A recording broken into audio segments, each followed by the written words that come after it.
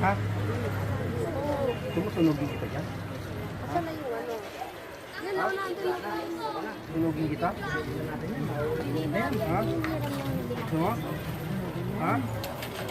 Ano ba yung sabi sa'yo? Awa. Pero yung ginagin niyo yung tao na ito eh. Ito, binalikan mo na naman. Okay, sawa ako. Kasi ha? Sunogin na yan. Ha? Tapos na. Hindi ako nakikinig sa mga nasa paligid. Kaya ikaw ang anak ko. Tira ka doon. Ha? Ha? Bigyan kita ng laya. Kaya huwag kang manganambala.